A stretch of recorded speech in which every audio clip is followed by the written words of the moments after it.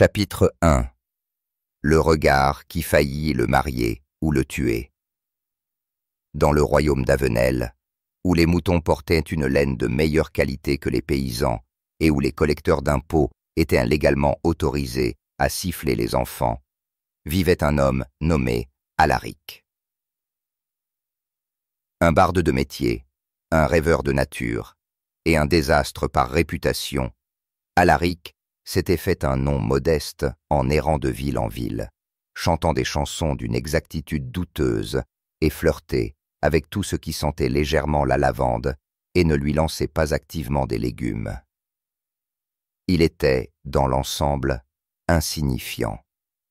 Ses cheveux étaient d'un brun agressif, son nez avait des ambitions de devenir un bec, et sa garde-robe se composait principalement de tuniques qui avaient jadis été rouges, mais qui avaient depuis longtemps perdu leur couleur, que l'on pourrait décrire comme regret. Mais ce qu'Alaric manquait en richesse, en lignée et en hygiène personnelle de base, il le compensait par une confiance aveuglante, celle que possèdent uniquement les ivrognes, les fous et les très petits chiens. Et c'est ainsi qu'au 17e jour du mois des fleurs, juste au moment où les oies de la peste migraient vers le nord et que le village de Tornolo faisait semblant d'organiser un festival de printemps pour des raisons fiscales, Alaric fit l'impensable. Il regarda directement, pleinement, sans vergogne, dans les yeux de Lady Isolde de Greymarsh. Pendant précisément 3 secondes et demie. Maintenant, pour l'observateur moderne, cela pourrait sembler sans importance. À l'ère actuelle, le contact visuel est considéré comme poli, intime, voire souhaitable dans les contextes romantiques. À Avenel, cependant, le contact visuel direct et prolongé était traité avec la même gravité que la sorcellerie, le duel ou le fait de demander à une religieuse sa routine de soins de la peau. 3 secondes signifiaient une admiration intense. 3 secondes et demie signifiaient, légalement, que vous proposiez soit le mariage, soit un combat singulier avec son père. Alaric, naturellement, n'en avait aucune idée. Tout a commencé avec une corde de luth. L'une des siennes avait cassé, la 3e en partant du haut, celle qui était responsable de rendre ces ballades tragiques à peine pathétiques au lieu de totalement insupportables.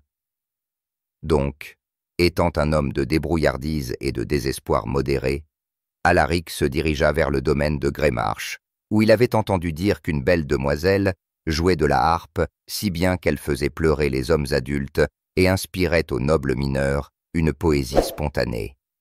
Il espérait peut-être emprunter une corde ou une harpe, ou peut-être simplement contempler avec envie le talent musical de quelqu'un d'autre depuis un buisson.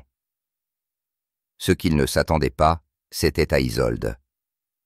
Lady Isolde de Greymarsh était le genre de femme dont on écrivait des ballades, généralement par des gens bien meilleurs en ballade qu'Alaric.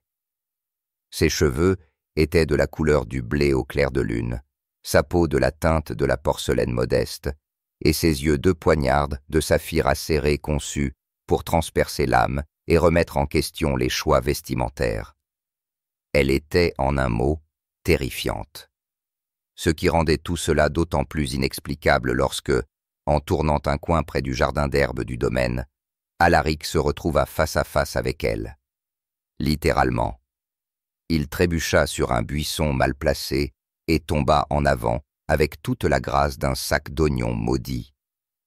Et la voilà. Elle avait reniflé du romarin. Leurs yeux se rencontrèrent. Le temps s'est ralenti. Les oiseaux ont cessé de chanter. Le vent s'est arrêté. Quelque part au loin, un moine laissa tomber un texte sacré et jura. Et ils se regardèrent. Un Mississippi, 2 Mississippi, 3 Missis. Un majordome cria. Alaric recula comme s'il avait été frappé par la foudre, ou pire, par le protocole social. Il s'inclina maladroitement, marmonna quelque chose à propos de fraîcheur herbacée, et courut. Il courut past les écuries, past les fontaines, past une chèvre très confuse, et ne s'arrêta pas avant d'être de retour en ville, hors d'haleine et confus. Ça, allait-il à personne en particulier, c'était quelque chose. Dans l'heure qui suivit, toute Thornhollow était au courant. Alaric a regardé Lady Isolde pendant presque 4 secondes, chuchota la femme du boulanger à l'apprenti boucher. Si longtemps? J'ai entendu dire qu'elle avait rougi. J'ai entendu dire qu'elle avait fait venir un prêtre. J'ai entendu dire qu'il allait être traîné et écartelé à moins qu'il ne l'épouse. J'ai entendu dire qu'elle avait déjà été mesurée pour un voile. La ville était, comme d'habitude, trop heureuse de spéculer follement. De retour au domaine, Lord Greymarsh avait failli s'étouffer avec son faisan rôti. « Qui ?» tonna-t-il, essuyant la sauce de ses bajoux. « Ce gratteur de violon, ce baladin né dans les caniveaux. Il ose poser ses yeux de paysan sur ma fille. »« Père, » dit Isolde, d'un ton ennuyé de quelqu'un qui avait grandi entouré de trop d'hommes dramatiques en collant, « ce n'était qu'un accident. »« Un accident de courtoisie, » rugit le seigneur. « Il a trébuché. Dans le destin. » Pendant ce temps, Alaric s'était retiré dans sa chambre sous les combles au-dessus du Canard Siffleur, une taverne de mauvaise réputation et de fromage encore pire. Il arpentait le sol, se mordant la lèvre et grattant sans but sur son luth endommagé. « Je ne peux pas l'épouser, » dit-il à voix haute. « Bien sûr que non, » répondit une voix venant de sous le lit. C'était Marvin, un voleur semi-résident et un ivrogne philosophique. « Tu es pauvre, malpropre, et ton dernier poème comparait l'amour à du pain rassis. » C'était une métaphore. C'était un appel à l'aide. Alaric soupira. « Que dois-je faire ?»« Simple, » dit Marvan. « Écris une chanson d'amour si tragique, si émouvante, qu'elle te rejette par pitié. Tu es un génie. »« Non, je suis ivre. Mais cela ne veut pas dire que j'ai tort. » Et donc, Alaric se mit au travail. Il l'a intitulé « Aux dames des feuilles et du métier à tisser. Veuillez oublier mon visage. » Il contenait 17 vers, 3 références aux herbes, et un pont où il tentait de rimer « désir » avec « pustule ». Il l'a envoyé par Colombe. La colombe est revenue avec une brindille de lavande et une note écrite de la main d'Isolde. Ta chanson était en unique. J'ai plutôt aimé la partie où tu as rimé solitude avec bénis ce désordre. Tu peux emprunter une corde de harpe, mais seulement une. Alaric faillit s'évanouir. Non seulement elle avait répondu, mais elle avait aussi mentionné sa pire réplique, ce qui signifiait qu'elle avait tout lu, ce qui signifiait qu'elle était soit amusée, ou en train de comploter sa lente et musicale mort. Il n'était pas sûr de ce qui était pire. Plus tard dans la semaine, une lettre arriva du domaine des Greymarsh, scellée avec de la cire rouge et l'odeur indéniable de la colère parentale. Il était écrit « A. Maître Alaric de nulle part, en particulier. 2. Lord Edmond Greymarsh, défenseur des anciennes voies, mangeur de nombreuses choses. Objet. L'indiscrétion. Vous êtes par la présente convoqué à rendre compte de vos actions dans l'affaire du contact visuel avec une noble dame. Si vous ne vous présentez pas, vous serez présumé lâche et soumis à des limericks publics. PS. Apportez un chaperon et une serviette. Ça pourrait devenir désordonné. Alaric cria. Marvin versa plus de vin. Et au loin, le tonnerre gronda sur le royaume d'Avenel, tandis que le destin, souriant comme un bouffon ivre, préparait son prochain tour. Chapitre 2.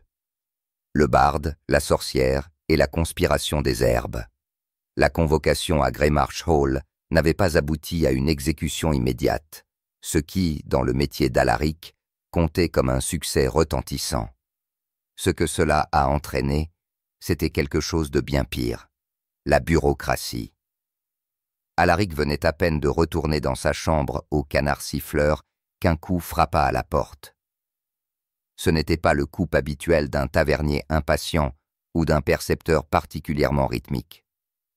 Non, ce coup avait pant une cadence, autorité, possiblement un monocle. Il a été livré par nul autre que Sir Reginald Barkston, notaire royal des affaires hautement incommode. Êtes-vous Alaric le Troublant? Troubadour, corrigea Alaric. Mais Troublant est aussi juste. Sir Reginald tendit un rouleau scellé avec la colère cireuse de la maison Greymarch. Vous êtes par la présente ordonné de vous présenter à la chapelle de Sainte-Églantine pour une évaluation spirituelle et une inspection des herbes. Inspection des herbes? Oui. On dit que tu as été impliqué dans le commerce de basilic émotionnellement suggestif. Ainsi commença l'inquisition des herbes. La chapelle était une affaire poussiéreuse, en forme de chaussures et décorée de fresques qui faisaient ressembler les saints à des gens constamment gênés par la congrégation. Alaric fut conduit à l'intérieur par 2 gardes et une religieuse qui lui frappait sans cesse la main pour l'empêcher de toucher au vin de communion. À l'intérieur, Lady Vespera l'attendait. Lady Vespera était bien des choses. Guérisseuse, herboriste, critique sociale et, si l'on en croyait les rumeurs, ancienne maîtresse d'un duc qui était mystérieusement tombé dans une cuve d'extrait de menthe. Elle portait une cape de thym séchée et fixait Alaric comme si elle essayait de deviner s'il était comestible. « Assieds-toi » ordonna-t-elle. Alaric obéit. « Vous êtes accusé de manipulation romantique par sabotage aromatique. Je lui ai juste envoyé une lettre avec de la lavande. C'est point normal. La lavande est un catalyseur d'excitation de classe C. Vraiment. À côté de la cannelle, de la muscade et du contact visuel de plus de 2 secondes. Lady Vespera tenait un sachet. Qu'est-ce que c'est? Un point coussin de rêve. Je pensais que c'était juste pour aider avec le ronflement. Ça contient de la damiana écrasée, des cynorrhodons séchés et ce que je crois être un ongle de pied. C'était en solde. Vespera exhala brusquement. Nous devons effectuer le rituel de neutralisation des herbes. Ça a l'air cher. C'est bien pire, c'est gênant. Le rituel consistait à ce qu'Alaric se tienne pieds nus dans un cercle de sauge en chantant sa poésie adolescente la plus embarrassante. Vespera fit sonner une cloche. Une chèvre bêla. Un moine sanglotait doucement dans le coin. « Te sens-tu purgé ?»« Je me sens humilié. »« Pas mal. » Elle lui tendit une bouteille. « Tiens, voici l'élixir anti-enchantement. Appliquez-le généreusement à vos points de pulsation et ta poésie. » Se sentant modérément désintoxiqué, Alaric erra dans le marché de Greymarch. Il avait besoin de fleurs, mais pas des fleurs sexy, pas de fleurs suspectes, juste des fleurs acceptables. Il est passé par les orchidées suggestives, les pivoines de la passion, les anémones, garanties pour gagner sa main ou provoquer des éternuements. Il se contenta d'un bouquet d'achillées. Personne ne s'est jamais laissé séduire par de l'achillée. Ou du moins l'espérait-il. Cette nuit-là, il retourna au domaine Greymarch, l'achillée en main, l'élixir anti-enchantement imprégné dans sa peau comme la culpabilité. Il la vit sur le balcon. « Bonsoir », appela-t-il doucement. « Encore en vie, je vois », répondit Isolde. Il lança les fleurs. Ils ont atterri dans sa soupe. Elle cligna des yeux, puis elle a souri. « Tu es le pire prétendant que j'ai jamais eu. Un grand compliment, et peut-être le plus divertissant. » Il s'inclina de manière dramatique, glissant sur un caillou et faillit plonger dans une haie. Isolde soupira. « Ne bouge pas. » Je vais chercher une serviette. Et peut-être la sorcière. Et donc, malgré les conspirations d'Herbe, les chèvres ecclésiastiques et les arrangements floraux mal jugés, Alaric restait, de manière précaire, dans le domaine du possible. Chapitre 3. Épreuve par plume, duel par fromage. Le soleil se leva à Avenel avec une lueur suspecte, comme s'il avait lui aussi entendu des rumeurs sur le destin imminent d'Alaric et voulait un siège au premier rang. L'air du matin sentait légèrement les prunes trop mûres et la panique. Alaric se réveilla en sueur froide, ayant rêvé d'être poursuivi par une chèvre en robe judiciaire, ce qui n'était pas loin de la vérité, compte tenu de la journée qui l'attendait. Un décret formel était arrivé sur un rouleau de la taille d'une petite pirogue. Alaric devait subir l'ancien et noble gantelet de courtoisie, une série de 7 défis aristocratiques conçus pour tester le courage, le charme, la culture, la grâce physique, la sensibilité poétique, l'étiquette sous stress et la capacité à ne pas mourir d'embarras d'un prétendant. La peine pour échec, l'exil, et aussi, peut-être, être piétiné par des paons cérémoniels, connus pour leurs vindictes et leurs instincts meurtriers scintillants. « Vous aurez besoin d'un chaperon », annonça Sir Reginald d'un ton neutre. « Je choisis Marvin », dit Alaric avec la confiance de quelqu'un qui n'avait pas vraiment réfléchi. « Je suis encore ivre d'hier », marmonna Marvin. « Parfait. Tâche 1. Composer un sonnet propre. » Tout en étant hué par une chorale de personnes âgées. Cela s'est déroulé sur les marches de la chapelle du village. Alaric se tenait sur une caisse, plume à la main, tandis que 6 sopranos retraités de la chorale féminine de Thornhollow criaient des suggestions comme « Rimez quelque chose avec Fungus » et « Rendez-le piquant ». Le résultat final fut un sonnet tremblant de 13 lignes et demie, il en avait oublié une, qui comparait Isolde à un navet particulièrement noble. « Acceptable », dit le chef de chœur. « Modérément excitant. Suivant. » Tâche 2. Le cadeau symbolique de la courtoisie. Alaric devait offrir à Lady Isolde quelque chose de significatif et digne. Il choisit une pierre particulièrement lisse qu'il avait trouvée près de la rivière. « Ses poings ronds », dit Isolde diplomatiquement. « Et ferme », ajouta Alaric. « Et légèrement humide. » Symbolisme, elle l'a accepté. Avec des gants. Tâche 3. Le duel d'honneur. Avec des pâtisseries. La tradition exigeait qu'Alaric engage le combat avec le champion désigné de Lady Isolde, en n'utilisant que des éclairs. Sir Baldwin de Fletchmere, un homme musclé avec la personnalité d'une botte détrempée, arriva brandissant une menace remplie de crème pâtissière. Ils se giflèrent jusqu'à perdre connaissance. À un moment donné, l'éclair d'Alaric s'est brisé et il a été contraint de manier 2 profiteroles. Baldwin glissa sur une tarte traîtresse et tomba en arrière dans l'enclos des paons. Les oiseaux descendirent avec fureur et une grâce semblable à celle des strass. Victoire. Alaric. Tâche 4. Danse interprétative de l'intention. Cela a été exécuté sur une petite scène dans la cour de Greymarsh. Alaric, n'ayant aucune formation formelle et une mauvaise perception de la profondeur, tourna 2 fois, exécuta ce qu'il insistait être une fente amoureuse et renversa accidentellement un brasero allumé. La foule applaudit. Isolde gloussa derrière un éventail. Le brasero était éteint. Le buisson qui l'a brûlé a été déclaré plus artistique maintenant. Tâche 5.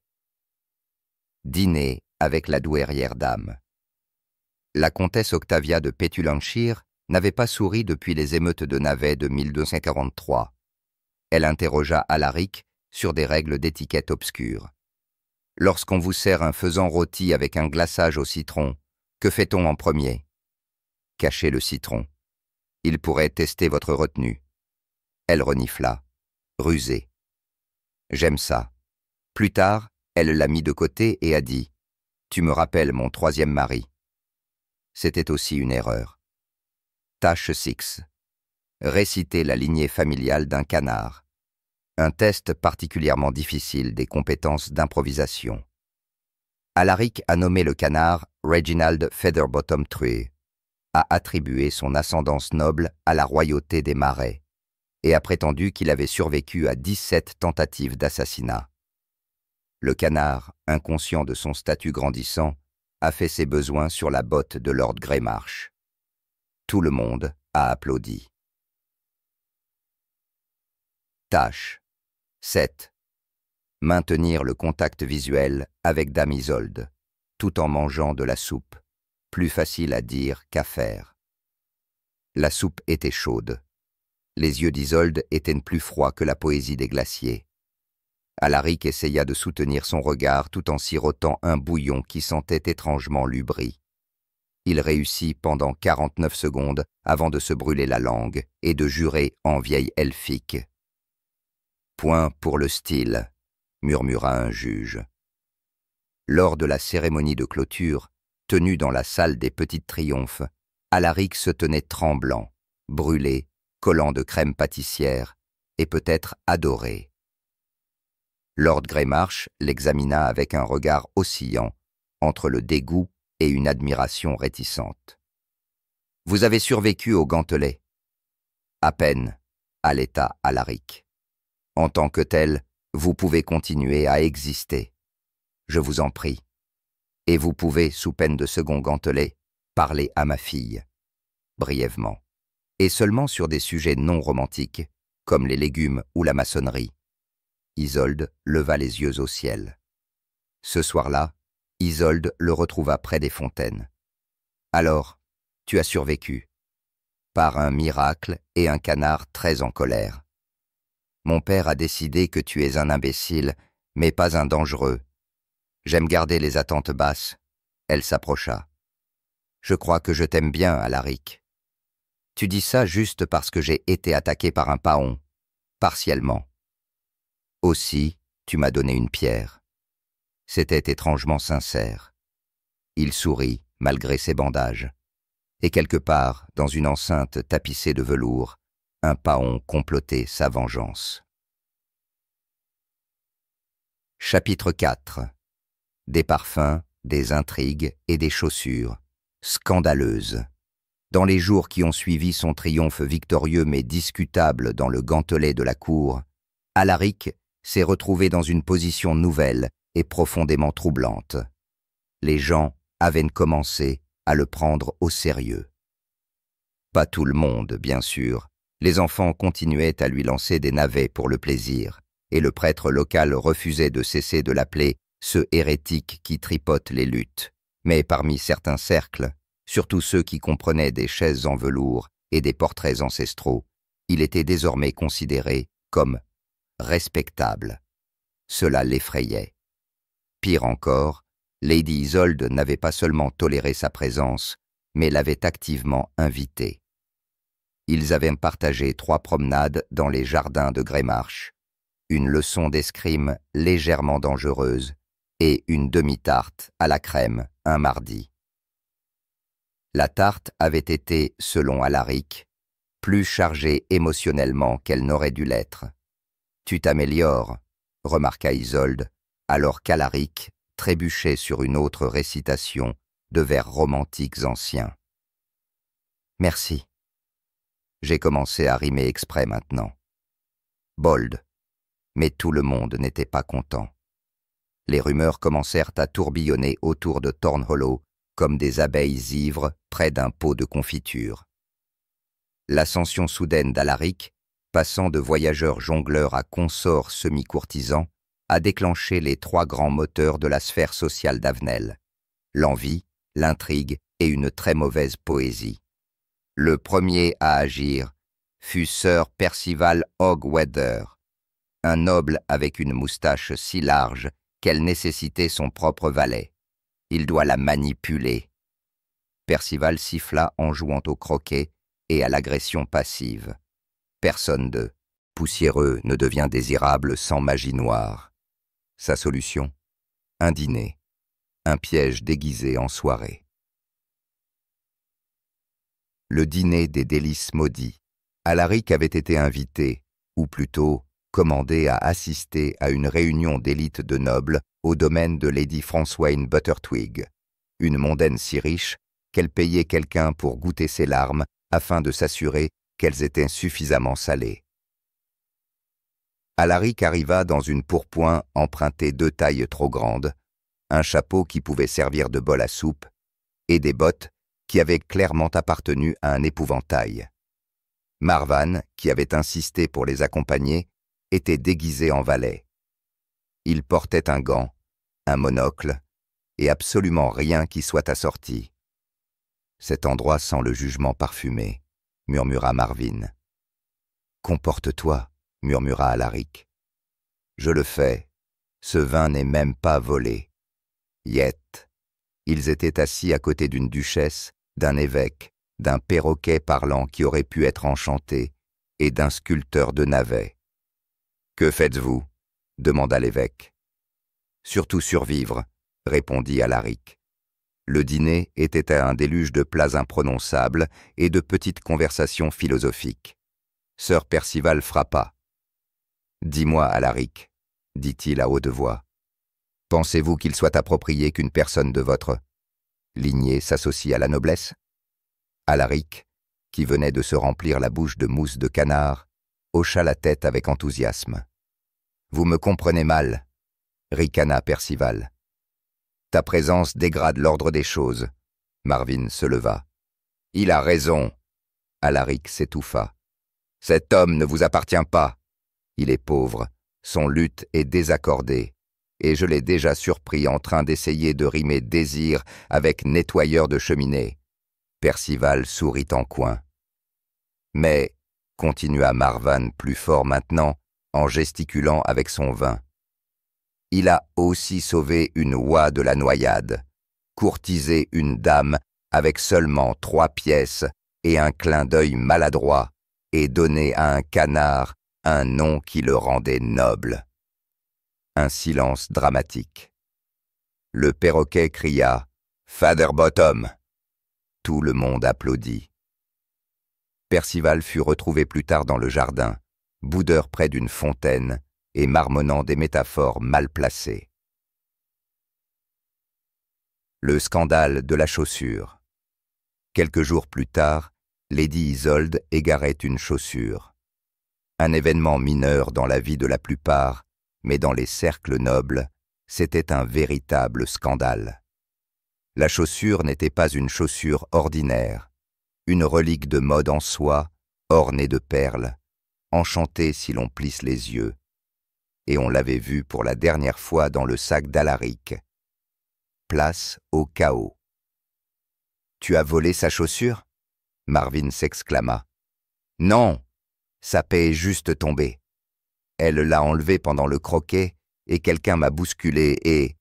C'est la pire explication depuis le chat m'a emprunté mon code PIS. » Lady Isolde, cependant, ne se mit pas en colère. Elle a ri.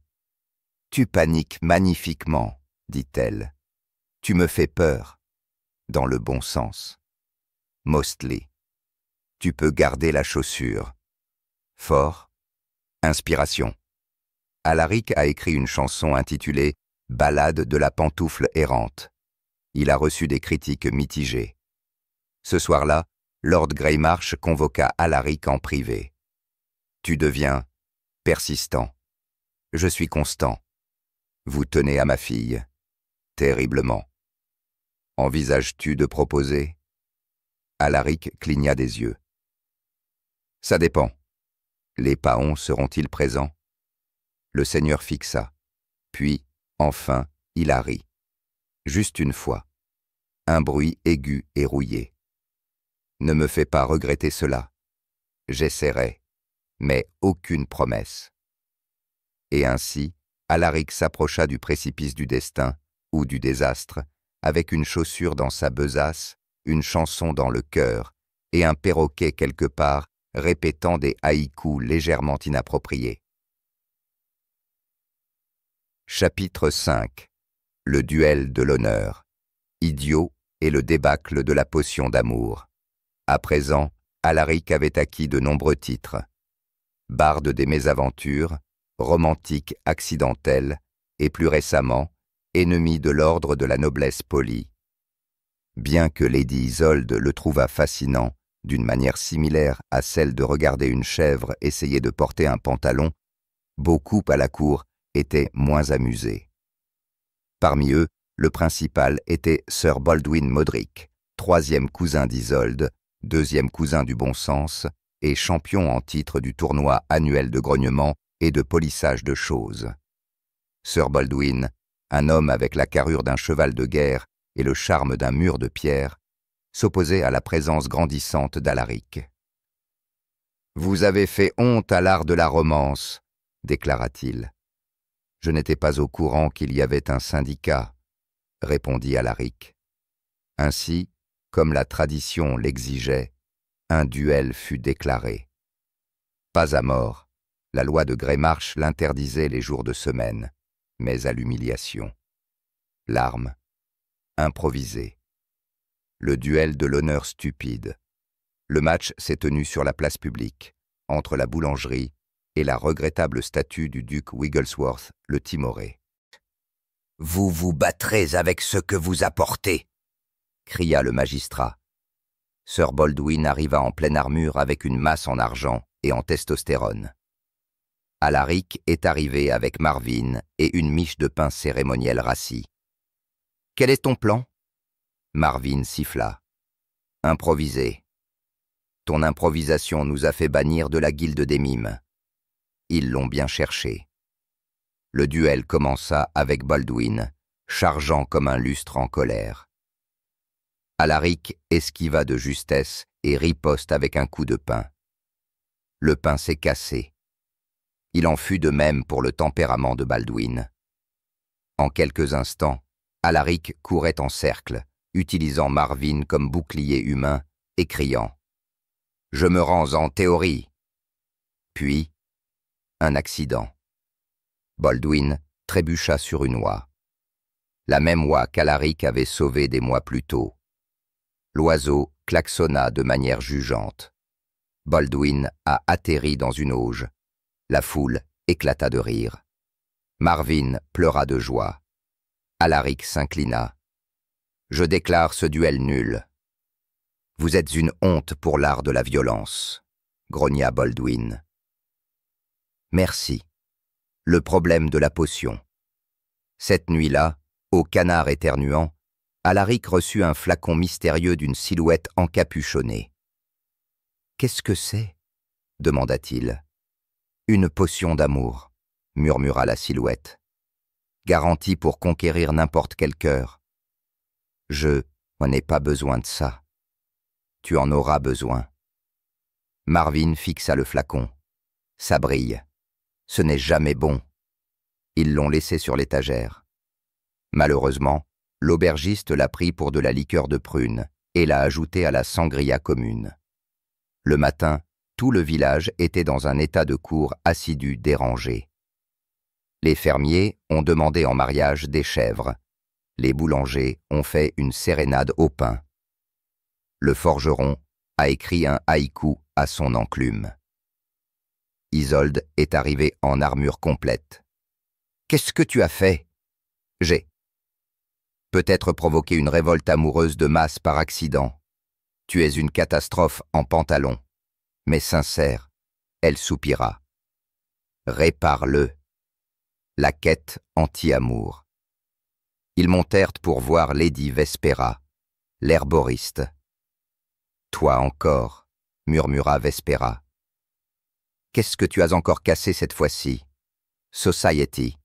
Typical. » Après avoir broyé des feuilles et proféré des malédictions en vieux draconien, elle concocta un antidote, le thé amer de la réalisation. Forcez tout le monde à boire ça. Cela détruira les illusions d'amour. Cela pourrait également provoquer l'honnêteté, la diarrhée, ou les deux. Lovely. Alaric est revenu à Thornhollow avec des cuves de cette substance. Lui et Marvin l'ont proposé déguisé en un nouveau cru, Truth Wine. Les résultats furent immédiats. La chèvre a rejeté le fermier. Le pain a été brûlé dans un acte de purification symbolique. Le forgeron déclara qu'il préférait de toute façon les marteaux. L'ordre fut rétabli. Cette nuit-là, Alaric s'assit à côté d'Isolde sous un saule confus. « Je n'ai pas utilisé la potion sur toi, » dit-il. « Je sais, parce que je ne voudrais pas gagner ton cœur avec des astuces, parce que tu es trop stupide pour mentir. Également ça. » Elle s'appuya contre lui. « Tu es un désastre, Alaric, mais tu es mon désordre. » Au loin, le perroquet cria « Mariage en attente !» Chapitre 6. La chasse, le sanglier et la proposition périlleuse. Il était d'usage à Avenel, lorsqu'un homme cherchait à prouver sa valeur, qu'il se lance dans une grande chasse. En théorie, cela devait démontrer du courage, de la prouesse et une connaissance pratique de l'extrémité de la lance à pointer sur la faune.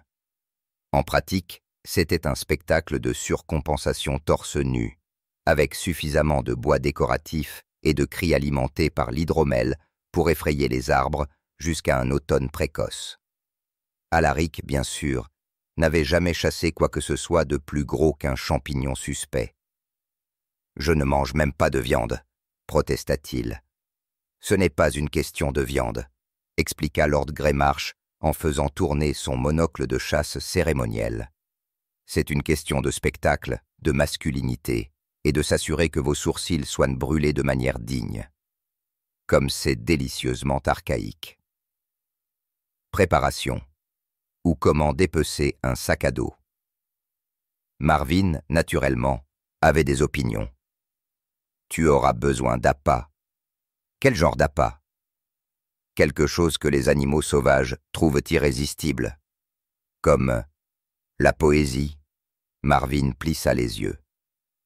Non, comme le bacon. Ou des navets crus. Ils ont emporté un luth cassé, au cas où ils auraient besoin de musique ou d'un bouclier, plusieurs pâtisseries, pour le moral, et un rouleau étiqueté en cas d'héroïsme. Le rouleau était vierge. Dans les bois, le groupe de chasse comprenait Sir Baldwin, récemment rétabli de sa disgrâce causée par le paon, arborait désormais une cicatrice et un froncement de sourcils encore plus profonds. Lord Greymarsh, qui insistait pour narrer tout ce qu'il faisait à la troisième personne. Trois nobles fils de titre sans importance, connus collectivement sous le nom de la collectivité Claude. Une oie nommée Terence, pour des raisons inexpliquées. À Alaric, on a donné une lance. Il s'est plié quand il a éternué. Il marchait dans la forêt avec des bannières flottants, des chiens aboyants et Marvin fredonnant le chant funèbre. Pour l'ambiance. La rencontre, sanglier du destin. À mi-chemin de la chasse, après que Sir Baldwin ait héroïquement blessé un buisson et qu'un des Claudes ait confondu un blaireau avec une licorne, il l'entendirent. Un grognement, un rugissement tonitruant, parfumé au bacon. Le grand sanglier de Bramblefen. « Ce n'est pas un cochon, » murmura Marvin. « C'est un crime de guerre sur pattes. » La bête émergea. Des crocs comme des sabres, des yeux comme la fureur incarnée, et une peau couverte de cicatrices et de fruits secs. Elle avait interrompu un pique-nique à 2 villages d'ici. Tout le monde se figea. Tout le monde sauf Alaric, qui éternua. Le sanglier chargea. Héroïsme improvisé. Ce qui a suivi fut un flou de crier, surtout Alaric. Bégaiement, entièrement d'Alaric. Agilité inattendue, celle du sanglier, et un lancer désespéré de fromage en plein vol, de Marvin. Le fromage frappa le flanc de la bête. Il s'arrêta. Alaric, armé de rien d'autre que de panique et d'une tarte aux fruits, la lança comme une grenade. Le sanglier, étourdi, glissa sur la tarte. Baldwin l'a plaqué. Le sanglier a roulé sur Baldwin. Alaric le piqua avec la lance tordue. La bête s'évanouit. Victoire. Le retour. Triomphe, légèrement collant. La chasse revint au manoir avec le sanglier sur une charrette et Alaric sur les épaules de Marvin. Il faisait signe comme un héros détrempé. Isolde attendait, les bras croisés, l'expression impassible. « Tu m'as apporté un cochon. » C'est symbolique. De quoi? Courage. Et aussi une excellente visée en pâtisserie. La proposition, en quelque sorte. Ce soir-là, sous une lune si romantique qu'elle frôlait le sarcastique, Alaric s'approcha d'Isolde dans le jardin de roses.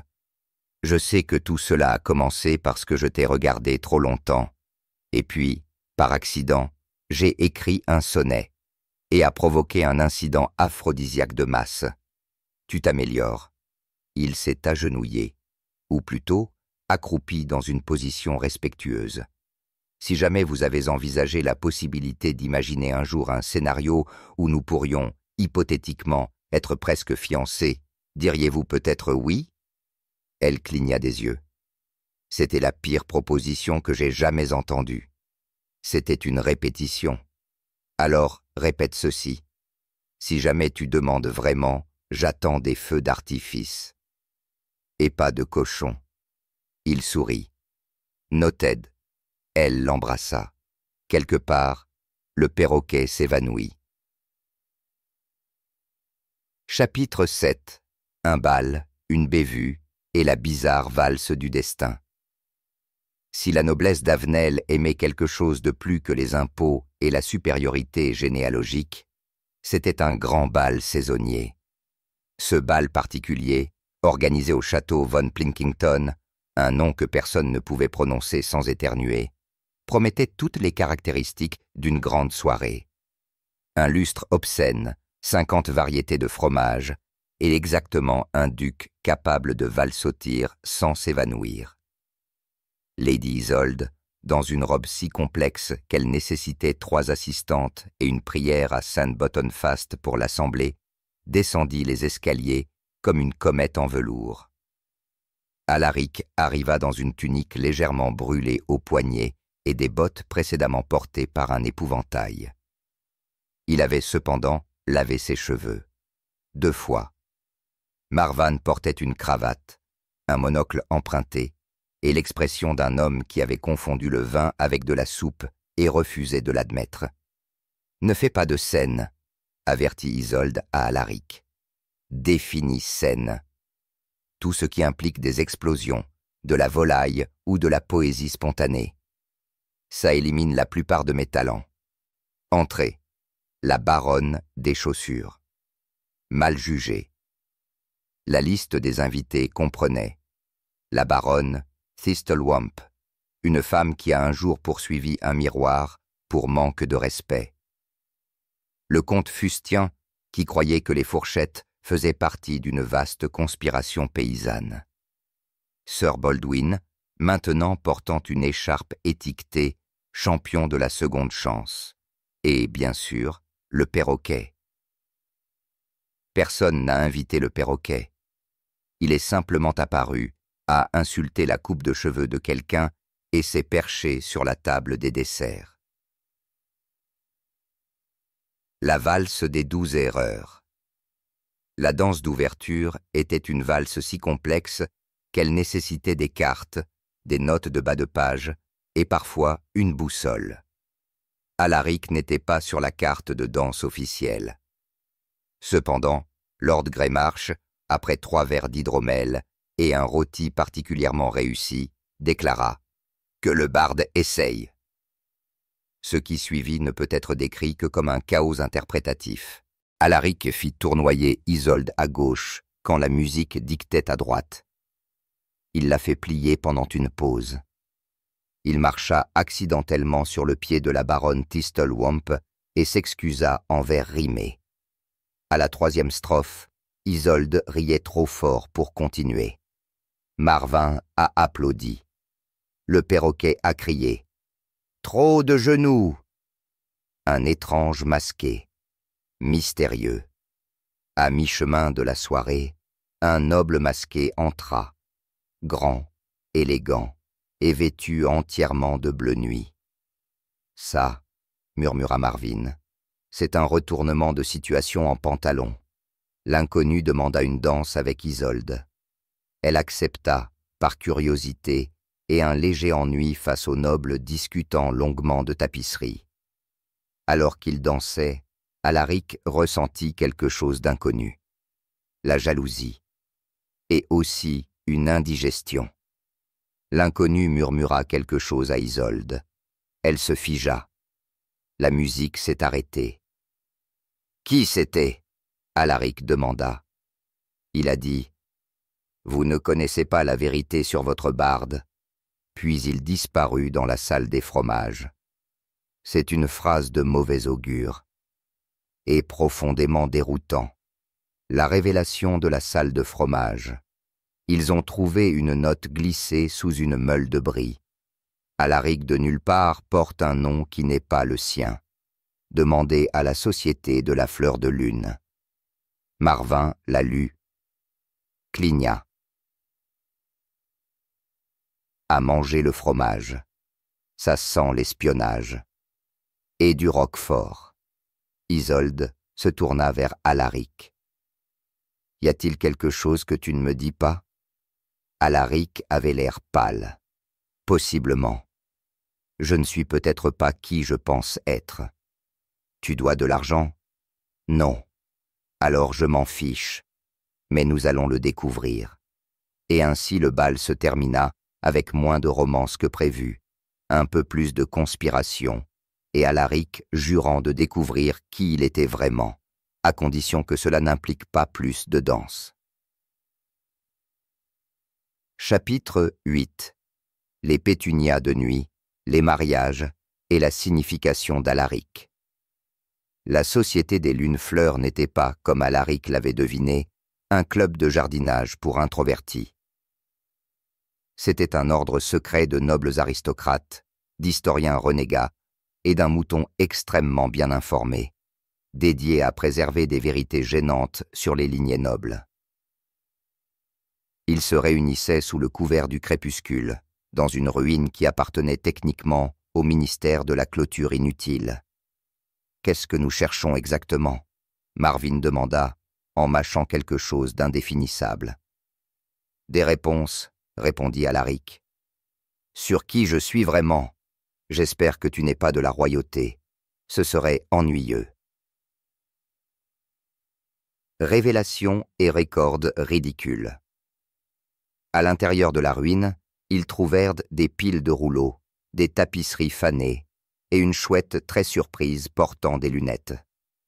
L'archiviste de Moonflower, Lady Petunia Grimwig, les accueillit avec son enthousiasme habituel. Un grognement et un biscuit.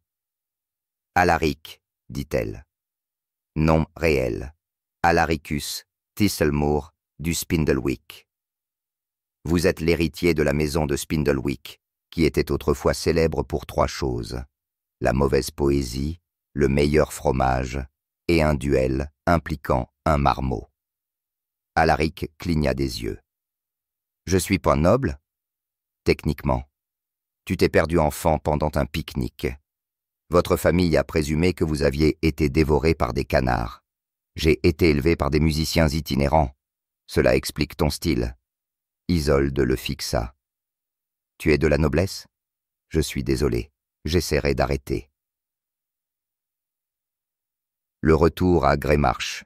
De retour au domaine, Lord Greymarsh a accueilli la nouvelle avec une dignité mesurée, en crachant du vin sur une tapisserie et en s'étouffant avec une noix. « Vous voulez dire que ce barde est l'héritier d'une lignée noble perdue ?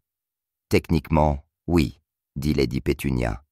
Et aussi éventuellement un duc, si nous trouvons la marmotte disparue. C'est absurde. La plupart de la noblesse l'est.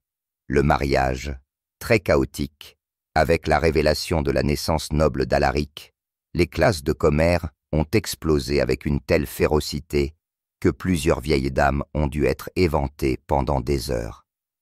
Naturellement, cela ne signifiait qu'une seule chose, un mariage. On fait ça? Alaric demanda à Isolde. Si nous ne le faisons pas, les gens vont se révolter. Je t'aime. Ça aide. Le mariage a eu lieu dans les jardins de Greymarsh, officié par le même moine qui avait autrefois essayé d'exorciser le lys d'Alaric. Le perroquet a servi de porteur d'alliance. Il en a mangé un. Marvan a porté un toast qui a commencé par de la poésie, a dévié vers des cris de guerre, et s'est terminé en larmes. Lord Greymarsh pleura. Il insistait sur le fait que c'était des allergies. Lady Vespera leur a offert un bouquet qui sifflait lorsqu'on le manipulait. Isolde portait une robe brodée de petites épées. Alaric portait quelque chose qui ressemblait à de la dignité. Ils ont échangé leurs vœux. Promets-tu de la faire rire, même quand elle veut te pousser dans un étang? Je le fais. Promets-tu de tolérer ces métaphores, même quand elles impliquent des navets? Je suppose. Vivre heureux en se disputant. Ils dansaient, ils s'embrassèrent. Le gâteau a accidentellement été enchanté pour chanter. Et ainsi, Alaric le barde, le maladroit, le presque survivant, devint Alaric de Spindlewick, mari de la langue la plus acérée d'Avenel et icône accidentelle du désastre romantique. Et il n'a jamais cessé d'écrire des chansons sur elle. La plupart d'entre elles étaient terribles. Mais elle les aimait quand même. La fin.